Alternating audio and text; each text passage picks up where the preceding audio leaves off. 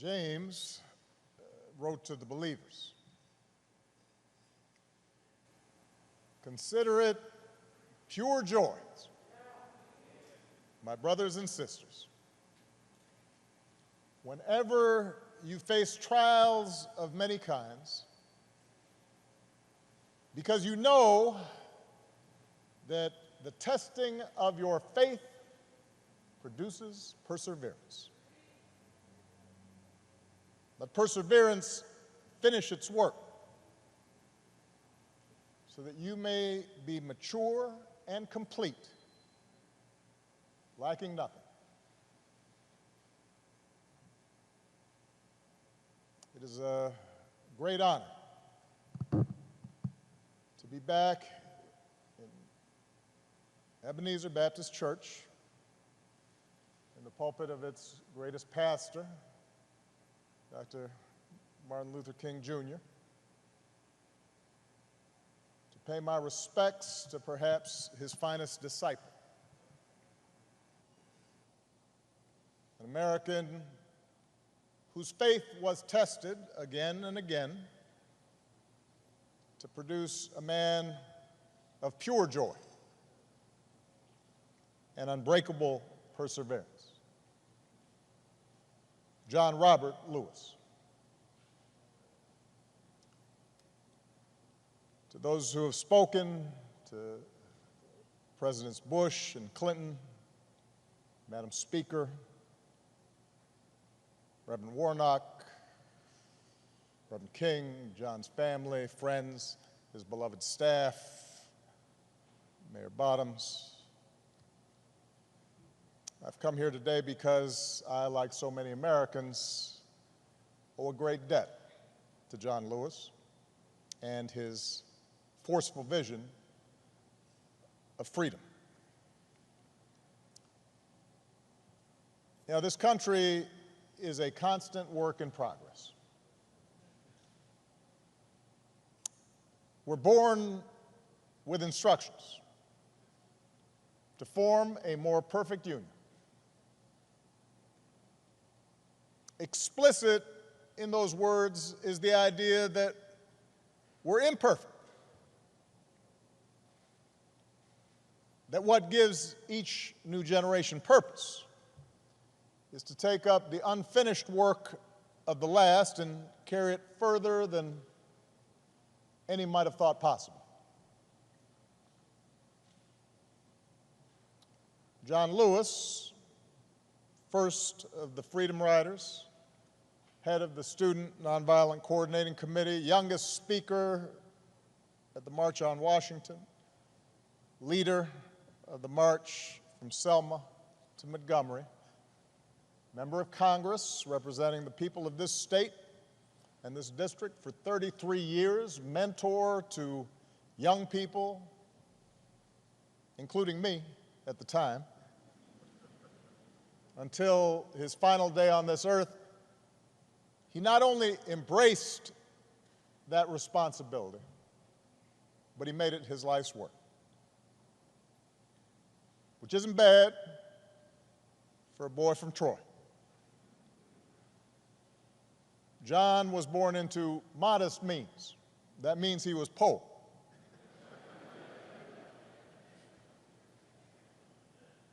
In the heart of the Jim Crow South, to parents who picked somebody else's cotton.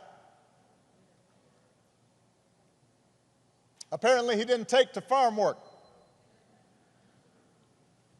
On days when he was supposed to help his brothers and sisters with their labor, he'd hide under the porch and make a break for the school bus when it showed up. His mother, Willie Mae Lewis, nurtured that curiosity in this shy, serious child.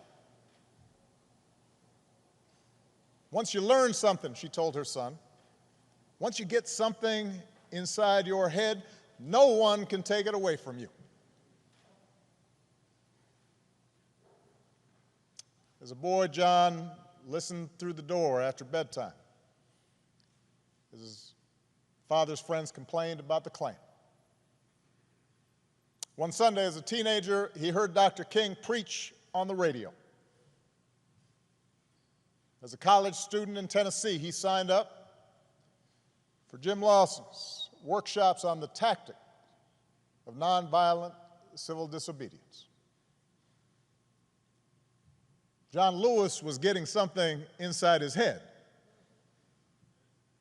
an idea he couldn't shake, took hold of him, that nonviolent resistance and civil disobedience were the means to change laws, but also change hearts and change minds and change nations and change the world. So he helped organize the Nashville campaign in 1960. He and other young men and women sat at a segregated lunch counter, well-dressed, straight back, refusing to let a milkshake poured on their heads or a cigarette extinguished on their backs or a foot aimed at their ribs. Refused to let that dent their dignity and their sense of purpose. And after a few months, the Nashville campaign achieved the first successful desegregation of public facilities in any major city in the South. John got a taste of jail for the first, second, third, well, several times. But he also got a taste of victory, and it consumed him with righteous purpose. And he took the battle deeper into the South. And that same year, just weeks after the Supreme Court ruled that segregation of interstate bus facilities was unconstitutional, John and Bernard Lafayette bought 2 tickets, climbed aboard a Greyhound, sat up front, and refused to move. This was months before the first official freedom rides. He was doing a test. Trip was unsanctioned. Few knew what they were up to. And at every stop through the night, apparently the angry driver stormed out of the bus and into the bus station. And John and Bernard had no idea what he might come back with or who he might come back with.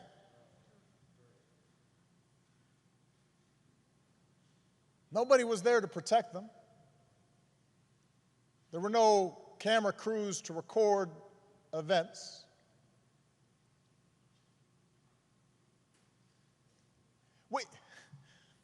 Sometimes, Rev, we read about this and we kind of take it for granted, or at least we act as if it was inevitable. Imagine the courage of 2 people Malia's age, younger than my oldest daughter, on their own, to challenge an entire infrastructure of oppression. John was only 20 years old, but he pushed all 20 of those years to the center of the table, betting everything, all of it, that his example could challenge centuries of convention and generations of brutal violence and countless daily indignities suffered by African Americans. Like John the Baptist preparing the way, like those Old Testament prophets speaking truth to kings. John Lewis did not hesitate, and he kept on getting on board buses and sitting at lunch counters, got his mugshot taken again and again, marched again and again on a mission to change America.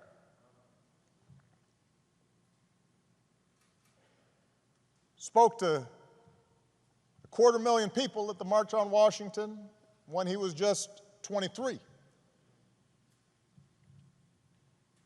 Helped organize the Freedom Summer in Mississippi when he was just 24. At the ripe old age of 25, John was asked to lead the march from Selma to Montgomery. He was warned that Governor Wallace had ordered troopers to use violence. But he and Hosea Williams and others led them across that bridge anyway. And we've all seen the film and the footage and the photographs. President Clinton mentioned the trench coat, the knapsack, the book to read, the apple to eat, the toothbrush. Apparently, jails weren't big on such creature comforts. And you look at those pictures, and John looks so young, and he's small in stature, looking every bit that shy, serious child that his mother had raised, and yet he's full of purpose. God's put perseverance in it.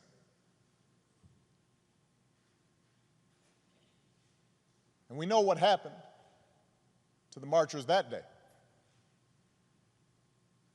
Their bones were cracked by billy clubs, their eyes and lungs choked with tear gas. They knelt to pray, which made their heads easier targets. And John was struck in the skull, and he thought he was going to die. Surrounded by the sight of young Americans gagging and bleeding and trampled. Victims in their own country of state-sponsored violence. And the thing is, I imagine initially that day, the troopers thought they'd won the battle.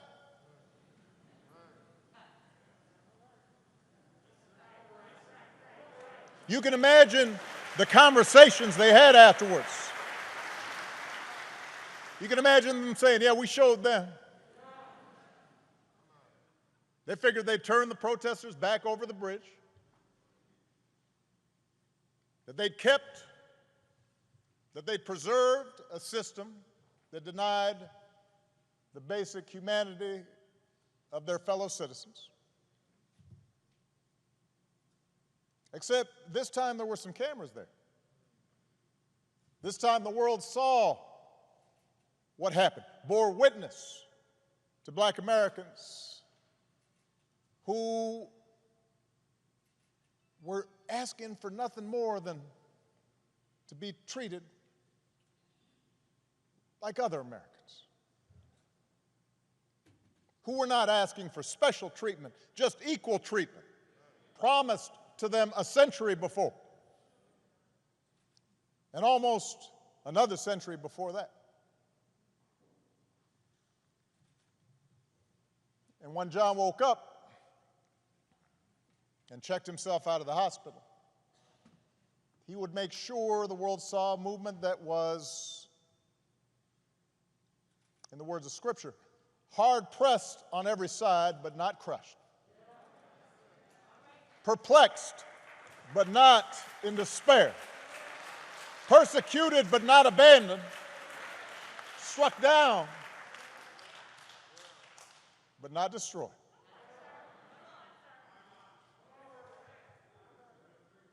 So he returned to Brown Chapel, a battered prophet, bandages around his head.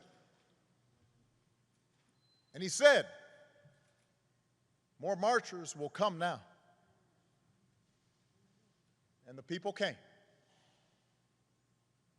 and the troopers parted, and the marchers reached Montgomery, and their words reached the White House. And Lyndon Johnson, son of the South, said, "We shall overcome." And the Voting Rights Act was signed into law.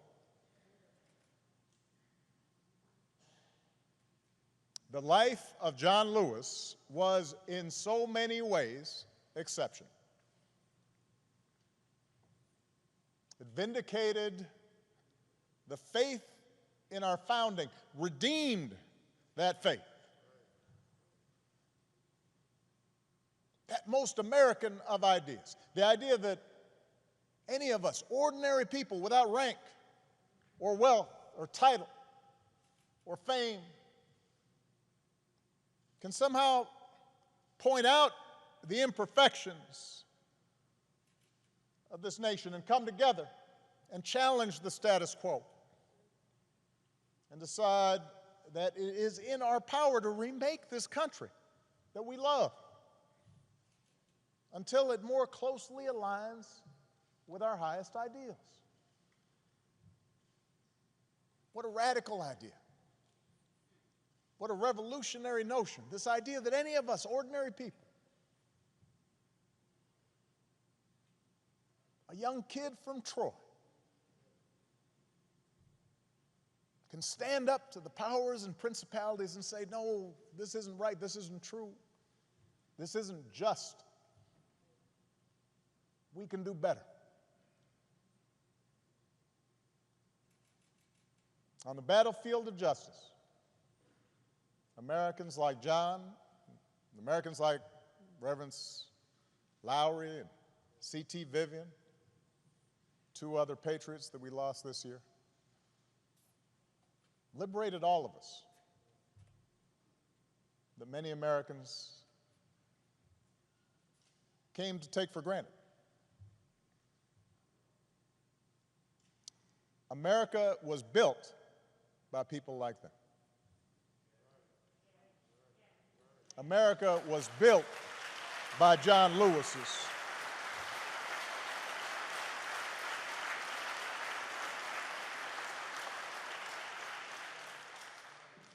He, as much as anyone in our history, brought this country a little bit closer to our highest ideals. And someday, when we do finish that long journey towards freedom, when we do form a more perfect union, whether it's years from now or decades or even if it takes another 2 centuries, John Lewis will be a founding father of that fuller, fairer, better America.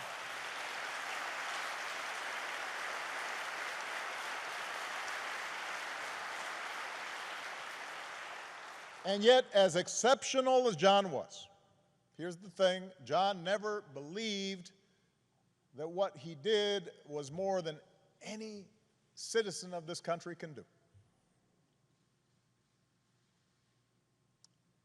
I mentioned in the statement the day John passed, the thing about John was just how gentle and humble he was.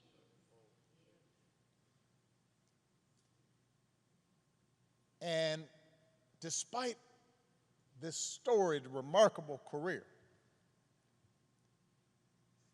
he treated everyone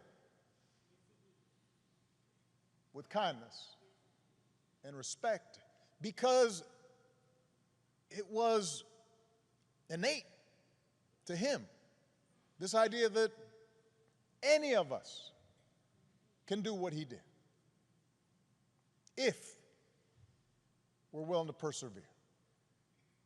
He believed that in all of us there exists the capacity for great courage.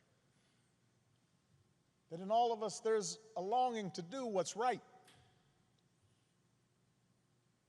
That in all of us there's a willingness to love all people and to extend to them their God-given rights to dignity and respect.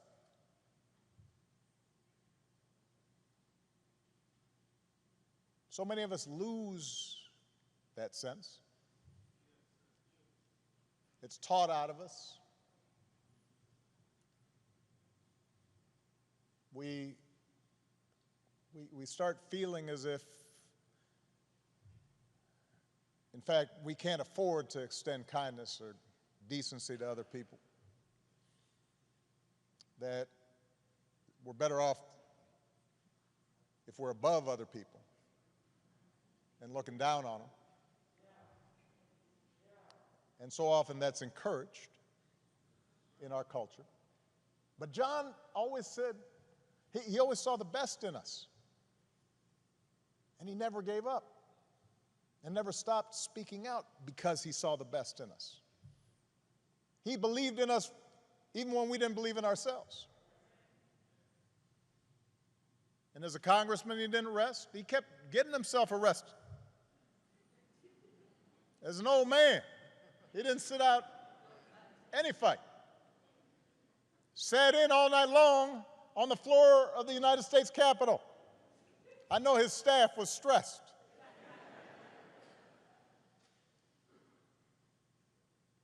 But the testing of his faith produced perseverance. He knew that the march is not over, that the race is not yet won, that we have not yet reached that blessed destination where we are judged by the content of our character. He knew from his own life that progress is fragile, that we have to be vigilant against the darker currents of this country's history, of our own history, with their whirlpools of violence and hatred and despair that can always rise again. Bull Connor may be gone, but today we witness with our own eyes police officers kneeling on the necks of black Americans. George Wallace may be gone, but we can witness our federal government sending agents to use tear gas and batons against peaceful demonstrators.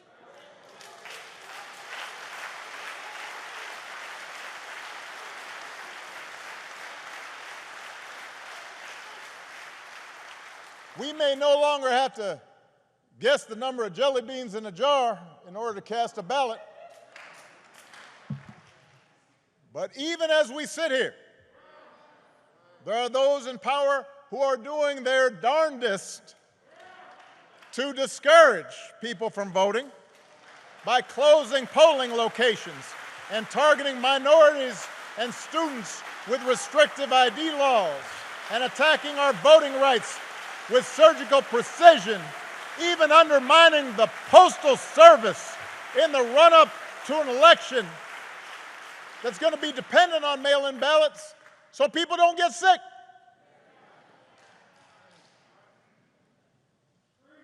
Now, I know this is a celebration of John's life. There are some who might say we shouldn't dwell on such things. But that's why I'm talking about it. John Lewis devoted his time on this earth fighting the very attacks on democracy and what's best in America that we're seeing circulate right now.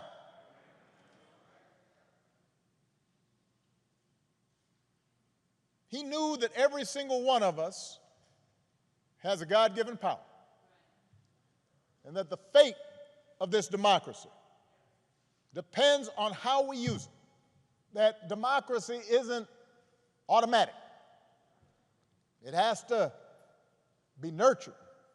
It has to be tended to. We have to work at it. It's hard. And so he knew that it depends on whether we summon a measure, just a measure of John's moral courage to question what's right and what's wrong and call things as they are. He said that as long as he had a breath in his body, he would do everything he could to preserve this democracy. And as long as we have breath in our bodies, we have to continue his cause. If we want our children to grow up in a democracy, not just with elections, but a true democracy, a representative democracy, in a big-hearted, tolerant, vibrant, inclusive America of perpetual self-creation, then we're going to have to be more like John. We don't have to do all the things he had to do because he did them for us. But we got to do something. As the Lord instructed Paul, do not be afraid. Go on speaking. Do not be silent, for I am with you. And no one will attack you to harm you, for I have many in this city who are my people. It's just, everybody's got to come out and vote. We got all those people in the city, but they can't do nothing. Like John, we've got to keep getting into that good trouble. He knew that nonviolent protest is patriotic, a way to raise public awareness and put a spotlight on injustice and make the powers that be uncomfortable. Like John, we don't have to choose between protests and politics. It's not an either-or situation. It's a both-and situation. We have to engage in protests where that's effective, but we also have to translate our passion and our causes into laws, institutional practices. That's why John ran for Congress 34 years ago. Like John, we've got to fight even harder for the most powerful tool that we have, which is the right to vote. The Voting Rights Act is one of the crowning achievements of our democracy. That's why John crossed that bridge. That's why he spilled his blood. And by the way, it was the result of Democratic and Republican efforts. President Bush, who spoke here earlier, and his father signed its renewal when they were in office.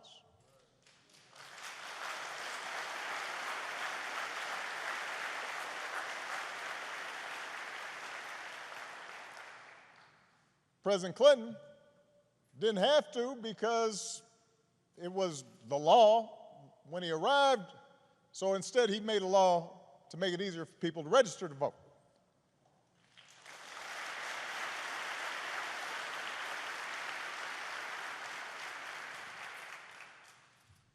But once the Supreme Court weakened the Voting Rights Act,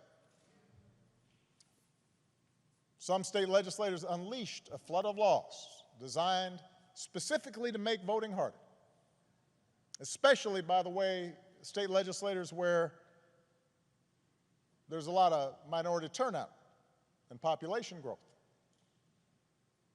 That's not necessarily a mystery or an accident.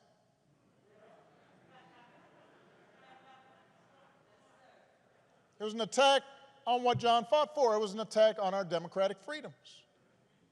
And we should treat it as such. If politicians want to honor John, and I'm so grateful for the legacy and work of all the congressional leaders who are here, but there's a better way than a statement calling him a hero. You want to honor John? Let's honor him by revitalizing the law that he was willing to die for.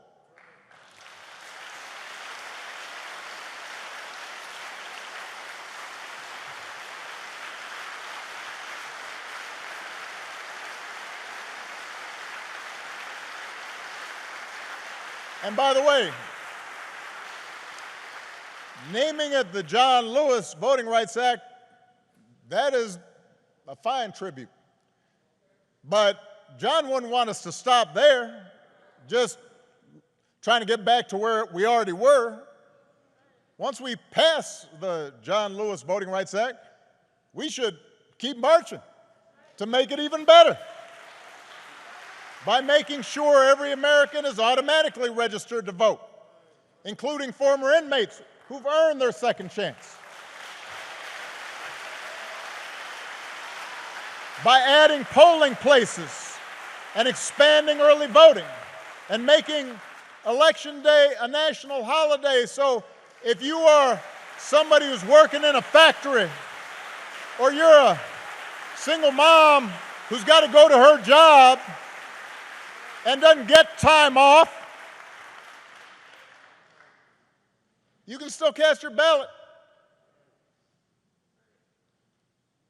by guaranteeing that every American citizen has equal representation in our government, including the American citizens who live in Washington, D.C. and in Puerto Rico. They're Americans.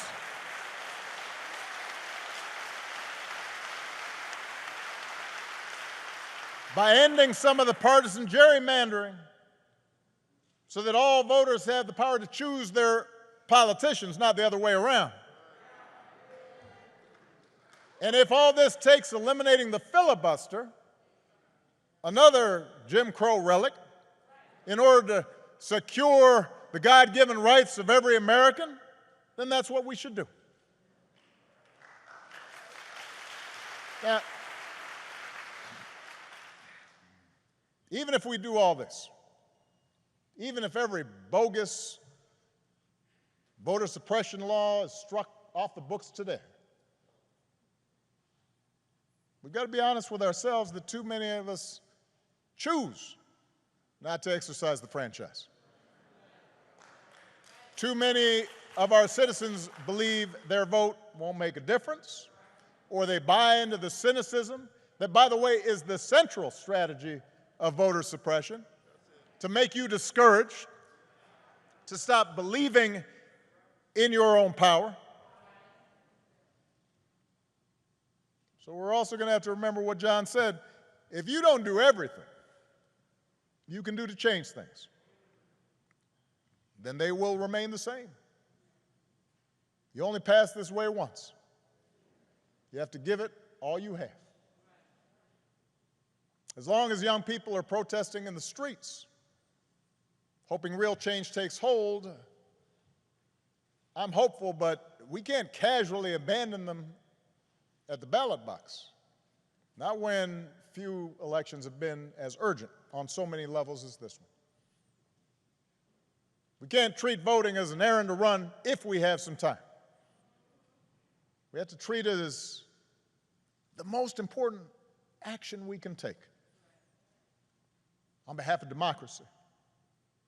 And like John, we have to give it all we have.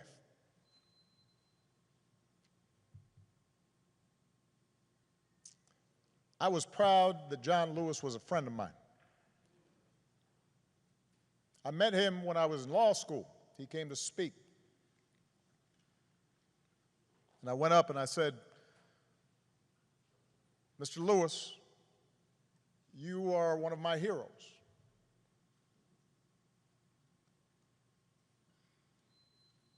What inspired me more than anything as a young man was to see what you and Reverend Lawson, Bob Moses, and Diane Nash, and others did. And he got that kind of, aw shucks, thank you very much. Next time I saw him, I'd been elected to the United States Senate. And I told him, John, I'm here because of you.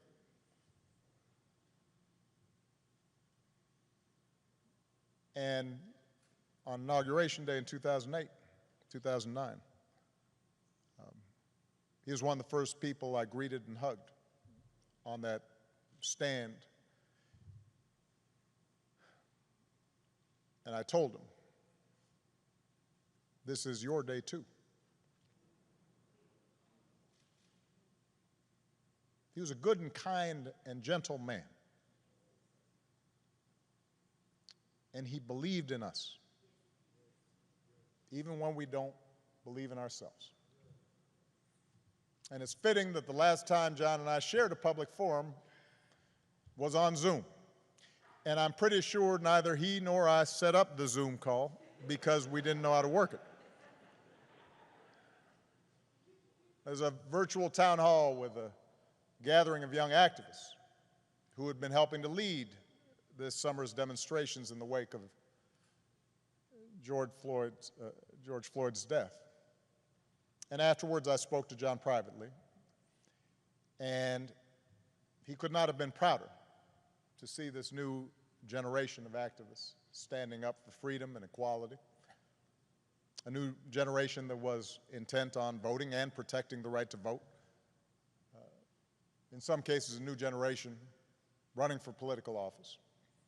And I told him, all those young people, John, of every race and every religion, from every background and gender and sexual orientation, John, those are your children. They learned from your example, even if they didn't always know it. They had understood through him what American citizenship requires, even if they'd only heard about his courage through the history books. By the thousands, faceless, anonymous, relentless young people, black and white, have taken our whole nation back to those great wells of democracy which were dug deep by the founding fathers in the formulation of the Constitution and the Declaration of Independence. Dr. King said that in the 1960s, and it came true again this summer.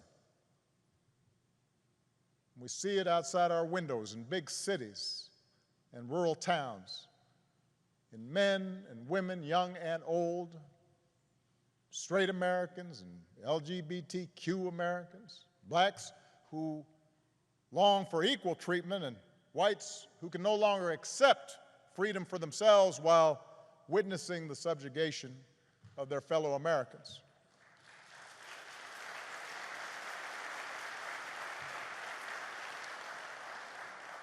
We see it in everybody doing the hard work of overcoming complacency, of overcoming our own fears and our own prejudices, our own hatreds.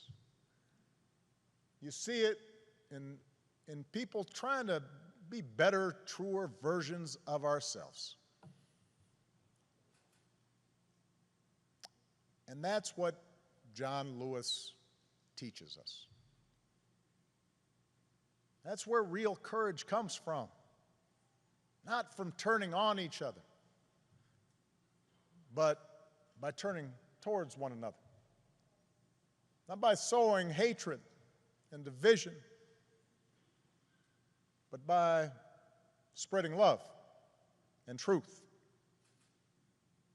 not by avoiding our responsibilities to create a better America and a better world, but by embracing those responsibilities with joy and perseverance, and discovering that in our beloved community,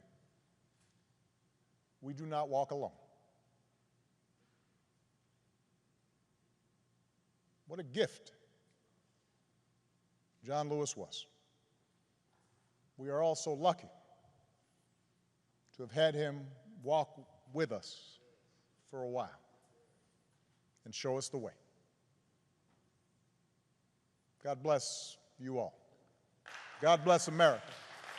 God bless this gentle soul who pulled it closer to its promise. Thank you very much.